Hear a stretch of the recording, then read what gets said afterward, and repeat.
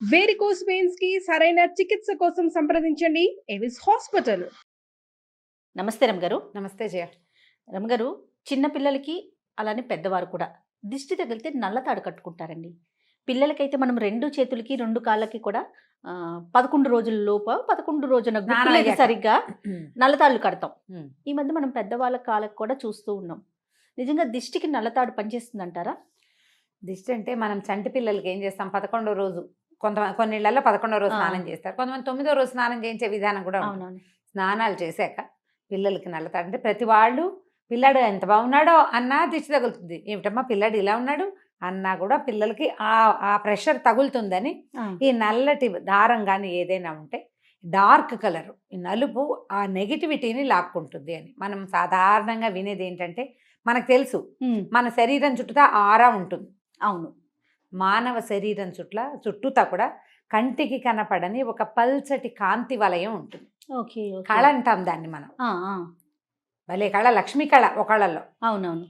కనపడుతుందా? అనారోగ్యం వచ్చిందనుకో, ప్రేతకళ పడ్డాడు మనిషి అంటారు. అంటే మరణాసన్నుడుగా కనపడుతున్న ఒక లుక్ వాళ్ళలో వచ్చేస్తుంది.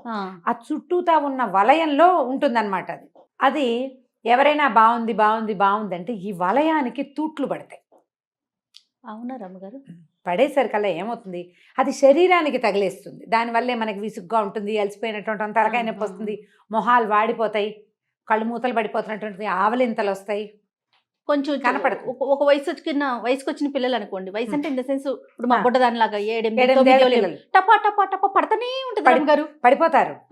పడిపోతారు, లేకపోతే క్రాంకీగా దేనికో ఒకదానికి నసగా ఏడుస్తారు, సరిగ్గా అన్నాలు తినరు, నిద్ర బాగా పోరు, ఇలాంటివి కనపడతాయి పిల్లల్లో.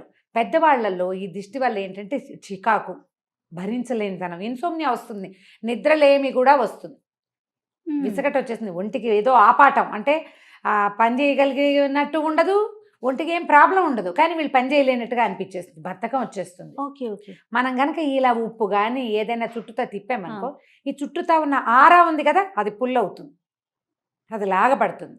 అందుకని మనం ఏం చేస్తాం, ఇట్లా గుండ్రంగా తిప్పుతారు 3 సార్లు ఇటు 3 సార్లు, మళ్ళీ 2వ చేత్తో 2 గుప్పెళ్లతో ఉప్పు పట్టుకుని తిప్పే పద్ధతి కూడా కనపడుతుంది. నిజంగా రమ్మగారు, దిష్టి తీస్తారని నాకు తెలుసు కానీ ఆరా ఫిల్ అవుతుంది అన్న సెన్స్ నాకు తెలియదు. ఇప్పుడు మీరు చెప్పేది ఇట్లా ముక్కలుగా అయినట్టు అయిపోయింది కదా, అది మొత్తానికి ఇట్లా పుల్లింగ్ అవుతుంది అనమాట, బయటికి లాగబడుతుంది. దాంతో ఏమవుతుంది, శరీరానికి రక్షణ లభిస్తుంది. మన విధానం ఇది సైన్సా ప్రూఫా నన్ను అడక్కు, నాకు తెలియదు. మా పెద్దవాళ్ళు చెప్పే విధానం అయితే అంతే కదా, పెద్దల నుంచే కదా అన్ని మనకి. ఈ ఆరా పుల్లింగ్ అయ్యేసరికల్లా ఏమవుతుంది, మనుషులకి ఉత్తేజం వస్తుంది. మళ్ళీ ఆ ఆరా ఎంత కలర్ఫుల్గా ఉంటుందో మనుషులు అంత బ్రైట్గా ఉంటారు. కొంతమంది ముక్కు మొహం అన్నీ చక్కగానే ఉంటాయి, అంత మనుషులు బాగుంటారు, కానీ వాళ్ళల్లో కళ ఉండదు. ఈ ఆరా డల్గా ఉందన్నమాట. ఒకళ్ళు సామాన్యంగా ఉంటారు కానీ అందరినీ ఆకర్షిస్తారు.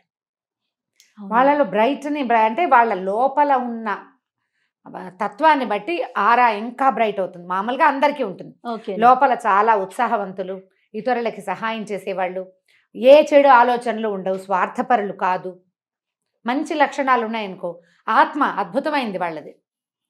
అది ఆత్మ సౌందర్యమే ఈ శరీరానికి బయట ఫిల్లింగ్ అవుతూ ఉంటుంది అనమాట. అందరికీ ఉంటాయి, అందులో ఫిల్ అయ్యే రంగుల్ని బట్టి కళ వస్తుంది.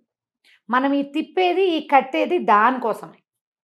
ఈ నల్ల తాడు కట్టుకున్నాం అనుకో, ఏదైనా వచ్చిన మన మీదకి వచ్చినటువంటి చెడు దృష్టి, చెడు ఆలోచన ఈ తాడు లాగేస్తుంది. ఈ తాడుని ఎక్కువ రోజులు ఉంచారు. చంటి పిల్లలకి మొలతాడు కడతామా, నెల మార్చేస్తుంటాం. ఈ పిల్లలకు కట్టిన తాళ్ళు కూడా కొన్నాళ్ళకి మాసిపోతే తీసేస్తాం. అవునవును. తర్వాత కాలికి కట్టుకుంటే అది కూడా 3 ముళ్ళేసి ఒక నల్లతాడు. రెగ్యులర్గా ప్రజల్లోకి వెళ్ళేవాళ్ళు, తరచుగా ఏదో డల్ అయిపోతున్నాం మనం, ఏమి అనారోగ్యం లేదు, ఏమిటో డల్గా ఉంటుంది, వాళ్ళు కూడా ఒక నల్లదారం తీసుకోవటం, 3 ముళ్ళు వేయటం దానికి, ఆ తాడుని కాలికి కట్టుకోవటం. అది కనిపించినా కనిపించకపోయినా ఎవరో ఒకళ్ళకి కనపడినా సరిపోతుంది. కాటుకు పెడతాం, చుక్కలు పెడతామా, కొంతమంది పిల్లలకి ఇక్కడోటి ఎన్ని చుక్కలు పెడతారో, అరికాల్లో ఒకటి, అవునవును, ఇవన్నీ పెట్టుకుంటామా. ఇవన్నీ ఏంటంటే దాన్ని తీసుకుంటాయన్న నమ్మకం. తీస్తాయా తీయవా అనేది వేరే కదా. మన నమ్మకం, అది మన నమ్మకం. అయితే ఈ నల్లతాడుని ప్రతి నెలా మార్చుకోవాలి. నిన్న కొత్త అమావాస్య వెళ్ళింది కదా, ఏది మన ఉగాది పండగకి ముందు రోజు, ఆ రోజున ఇంటికి కట్టిన దిష్టి గుమ్మడికాయలు కడతామా, అవి కూడా మార్చుకుంటారు. సంవత్సరం అంతా ఉంచుకున్న కొత్త అమావాస్య రోజున తీసేయటం, మళ్ళీ ఫ్రెష్ కాయలు పెట్టుకుంటారు.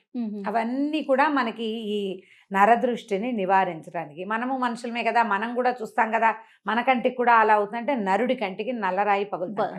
అందులో నరుడులో నువ్వు ఉన్నావు, నేను ఉన్నా, కెమెరామెన్ మహేష్ కూడా ఉంటాడు, అందరూ ఉంటారు. మనమే ఎంత బాగుందో ఎంత బాగుందో ఎంత బాగుందో అంటే మనకు అది గుర్తొస్తూ ఉంటుంది.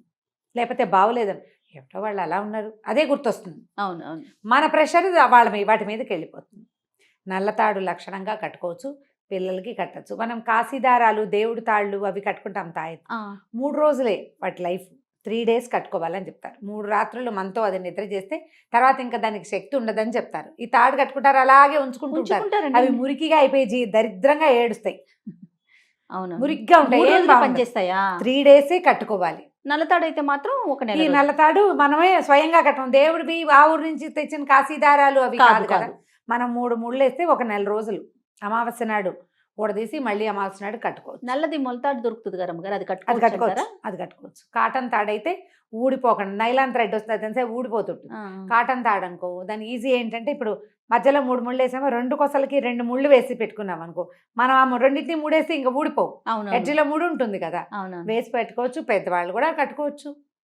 మనకేంటంటే ఇది మనల్ని రక్షిస్తుందన్న భావన ఉంది చూడు, అది ప్లస్. అది మనకి ప్లస్ అవుతుంది. అవునవును. ఇది ఇప్పుడు ఫ్యాషన్ గా కూడా కట్టుకుంటున్నారు కదా. మరి ఏమి ఫ్యాషన్ గా చేసేటప్పుడు పెద్దవాళ్ళు చెప్పింది చేయడానికి మనకు ఓవర్ యాక్షన్ చేసుకోవచ్చు కదా. ఆఫ్ స్క్రీన్ అయితే వేరే మాట వాడేవారేమో.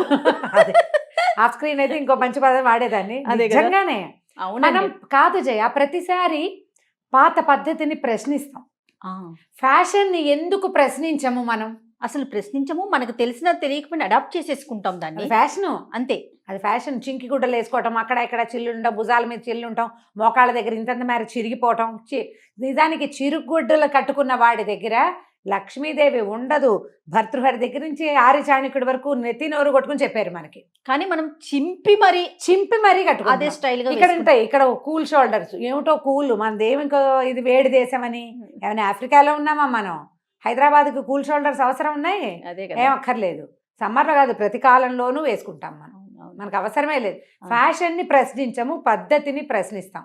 ప్రశ్నలు మానేయండి, కుశంకలు మానేయండి.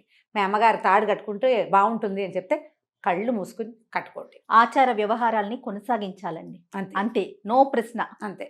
రైట్ రామ్ గారు, నమస్తే. నమస్తే జయ.